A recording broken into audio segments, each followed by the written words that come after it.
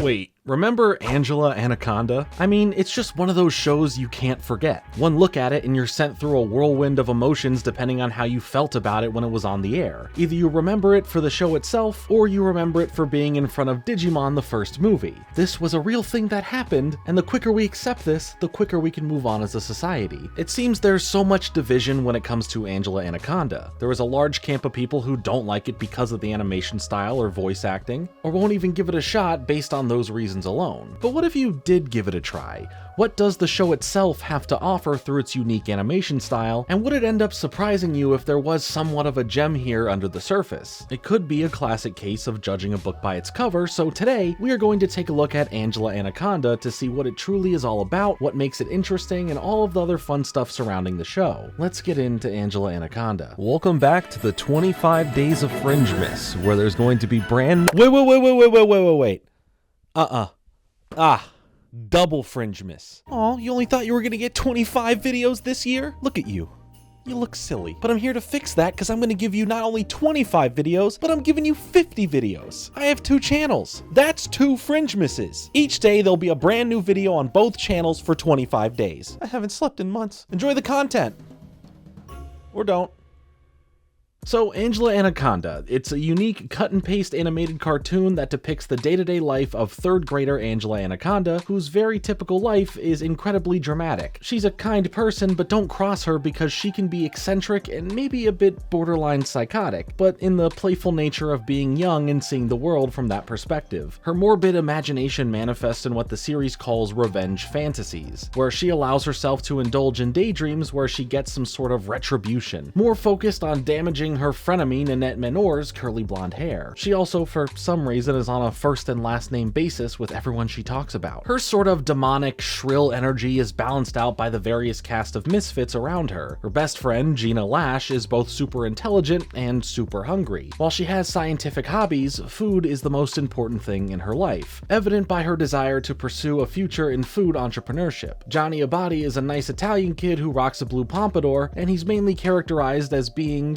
really dumb, but it's endearing for the most part, despite how much it can annoy his friends. He has a bit of a will they, won't they relationship with Nanette, as they both have feelings for each other at some point in the show. Gordy Reinhardt, who comes into the series a few episodes in, is much like Johnny, as he is also a very kind kid, but the difference here is he is characterized as pretty smart. He's a geek to the extreme, equipped with glasses, a sweater vest, and an inhaler, a literal poster child for how many geeks or nerds are portrayed in cartoons or just media as a whole. Gordy is incredibly likable almost immediately, definitely a more standout and fan favorite character. This is juxtaposed with a character like his dad, who is the football coach, which provides an interesting dynamic for him and his family in the show. And also, he has a crush on Gina. Nanette was mentioned earlier and is probably one of the most important characters balancing out Angela. Nanette fuels Angela's rage and desire for her revenge-fueled fantasies. Her character is everything that Angela is not, and both the envy and desire manifest in a very ugly but understandable way. She's wealthy, her shiny blonde curls act like her main personality trait, she's very snippy, and loves the color pink. Both of their personalities are so different, but they intrigue each other so much. But in that same vein, there are plenty of similarities between them, which probably fuels their rivalry. She loves attention and is constantly trying to fight Angela for the spotlight, despite it naturally kind of coming to her anyway. But on the flip side, while Angela shows kindness in her actions, Nanette can be a straight-up jerk. She's a bully, plain and simple. But if Angela Anaconda wasn't constantly being humbled, she may have turned out the exact same way. Watch the Fox Kids premiere of Angela Anaconda!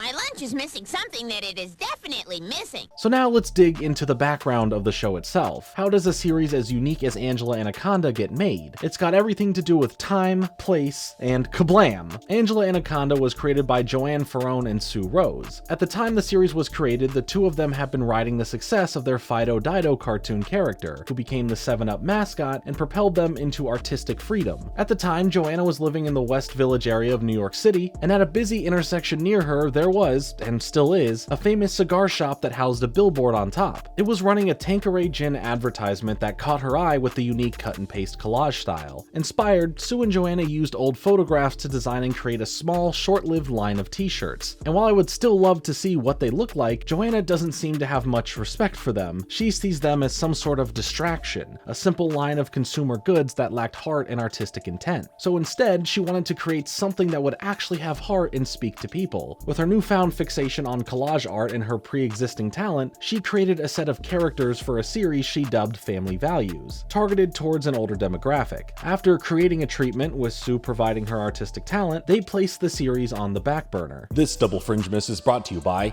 GamerSupps. You guys are absolutely insane. Last month when I started teaming up with GamerSupps, you guys absolutely crushed the link and used the heck out of my code FRINGE, for 10% off. And then you took all of their free samples. They ran out of free samples. You took them all. But I made a quick little phone call. I said, hey, we gotta do another big free promotion again. Because all I want you to do is try it for yourself. For 48 hours only, you can get free samples. Free.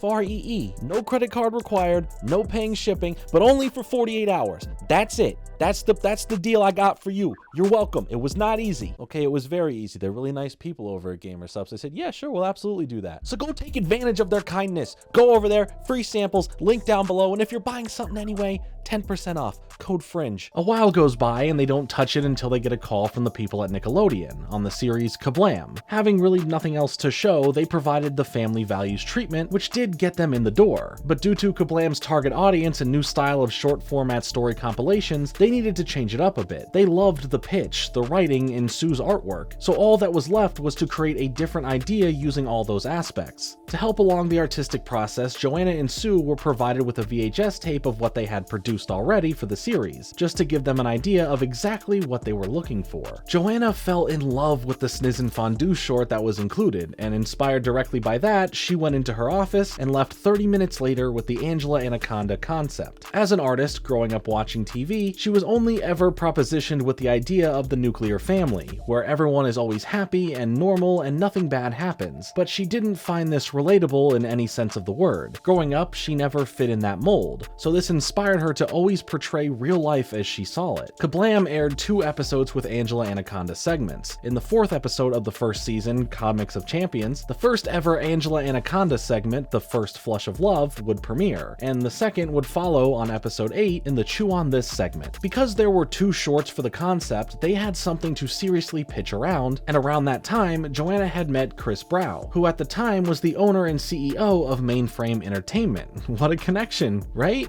Wrong. Mainframe unfortunately had to drop out of the project because of internal struggles, but luckily, Joanna and company were able to continue working with another production studio Mainframe had connected them with, Decode Entertainment. In setting up Angela and her co-stars for the series, a lot was not difficult to shape as a lot of the series was actually biographical. Joanna pulled direct inspiration from her own life, her rebellion against the cookie cutter, her embracing her unique qualities, her past rivalries and relationships, as well as her ability to cope with what she could not change. Nanette's character pulls direct inspiration from a girl that Joanna knew in her kindergarten class named Donna. Joanna always envied her ability to just always be perfect. Her drawings in art class were perfect, proportional, and beautiful, whereas Joanna's paintings were what she deems a disaster of melting, muddy messes. Donna would bring a beautiful lunchbox with a pressed sandwich with cheese and ham, and Joanna would have a brown bag with a PB&J. Very Angela and Nanette already. Joanna had always been presented with the concept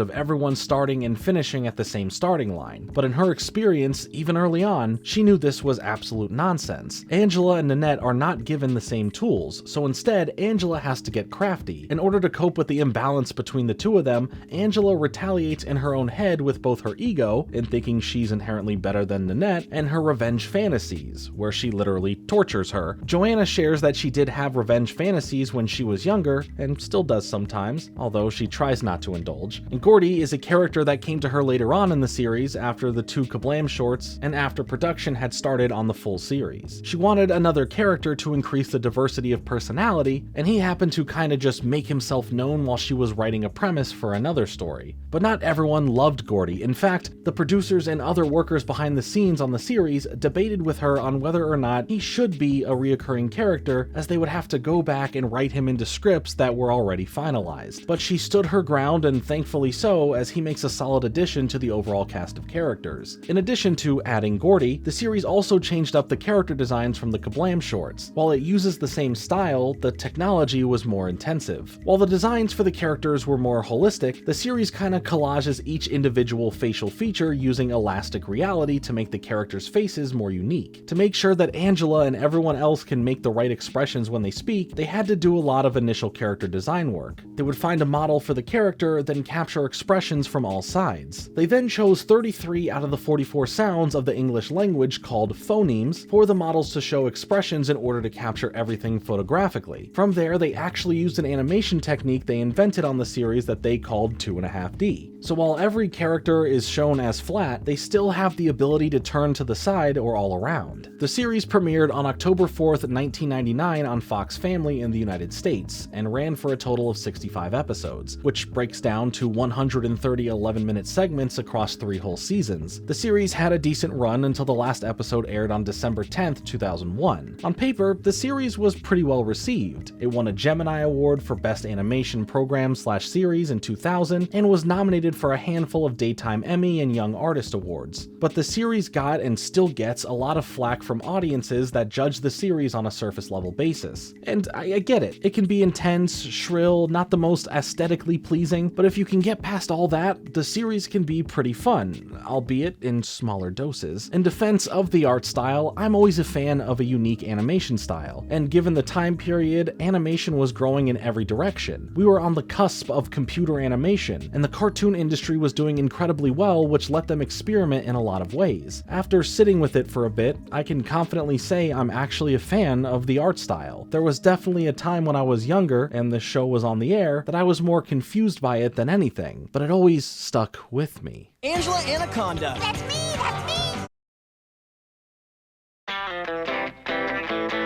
So going back to it, my feelings towards what it looks like are positive, and I am not deterred away from the show. And if you're not a fan of the look, I really encourage you to watch the Kablam episodes with Angela Anaconda in it if you haven't already seen them, because the series has such an eclectic style. It meshes so well with Angela Anaconda's collage design. I was able to approach Angela Anaconda with even more of a newfound appreciation, seeing the evolution of the art. In defense of Sue's voice, actually not really a defense, but more like me acknowledging both sides, Sue voices Angela in the Kablam shorts, which probably was for convenience and cost reasons, but in transitioning to the Fox series, Angela's voice is a hotly debated topic. It is definitely natural to consider Sue for the role, as she was originally the one to give her a voice, but even Joanna admits that she would have loved to explore alternatives. But she didn't want to publicly go against her friend in the spotlight, so she decided to go with it, and also claims that she had a ton of trouble with the producers on the series, despite her advocating for the best interest of the series. Some people claim they get used to her voice after a while, but I don't think I ever did or ever truly will. But maybe that's just who Angela is, someone you can never really get used to. She is just as interesting and unique as her voice, and I won't sugarcoat it. It can be jarring, and plenty of shows can suffer viewership if the main character of the show has a more displeasing voice than not. Another reason the series is considered by many to be infamous is because of its bizarre marketing collaboration with a franchise so seemingly far removed from Angela Anaconda, it sounds like fan fiction. If you guessed Digimon, you're either familiar with what I'm about to talk about, or you paid attention to what I said at the beginning of the video, so here's a gold star for being such a good listener. It's the year 2000. Pokemon has already seen incredible success with the release of not only 1, but 2 franchise films, and many assume this is something Digimon was building up on their own. And seeing the success of the movies, following that success,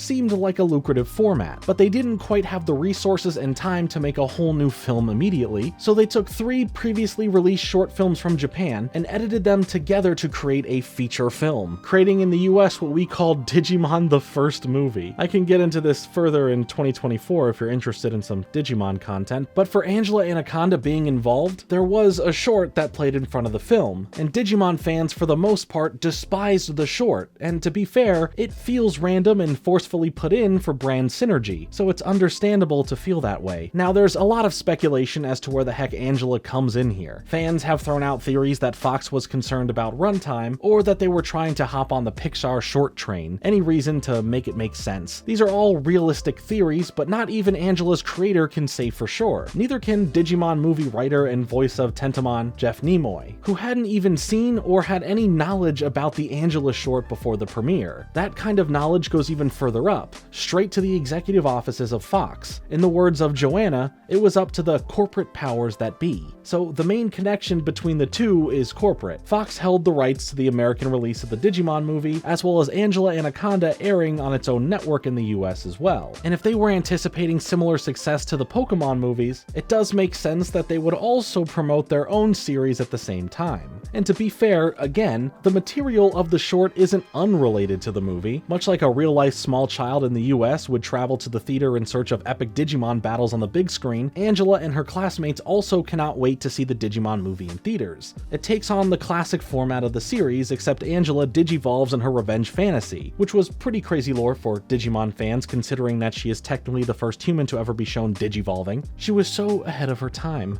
You want my opinion? I believe Digimon fans hate her because they ain't her. Hi, it's me, the Digimon fan, and that statement I just said isn't true. And this short did irreparable damage to me being interested in Angela Anaconda at the time. In the end, Digimon fans can forgive and forget, but honestly, there's now this weird layer of nostalgia for this short. Even if it's disliked, I'm nostalgic for disliking it, leading to me ironically or unironically liking it in retrospect. I don't know, it's hard to explain, but I'm a complicated individual who has gone through 3 different therapists this past year. The short would live on differently through the show itself, as the animation was later repurposed into a regular episode called Good Seats, with all references to Digimon scrubbed except for Angela's digivolved form. I want to highlight a channel that has been tirelessly dedicated to archiving and creating content to keep Angela Anaconda from fading into obscurity. Amazon Kane. Without their interviews and attempts to document everything Angela, there is so much information that wouldn't be out there without this kind of archiving, and that's the power of a true fan who shares their knowledge and passion with the world. So a huge special shout out to you. Their channel will be linked down in the description. My time revisiting Angela Anaconda is one filled with a lot of appreciation towards the creation of the series, an absolute creative expression of one's self-interest that turned into something special. The content of the show itself is an average standard fare of relatable stories that have some fantastical elements that are pulled in through an expressive imagination and daydreaming. There are genuine entertaining moments, but for me, I feel the series is best experienced in doses here and there, as it can become a lot all at once. It's not a bad show by any means, and you may just find some true episodes worthy of being called gems. So if you've been on the fence or even against the show, I'd still recommend giving it a shot. You may just find some enjoyment in it after all. If you have seen Angela Anaconda, please let me know your thoughts about it in the comments down below. I'd love to see where this falls in the divide of the conversation. And I guess maybe we look into some Digimon next year. I don't know, you tell me. I've been Jordan Fringe. Thanks so much for watching. Like and subscribe.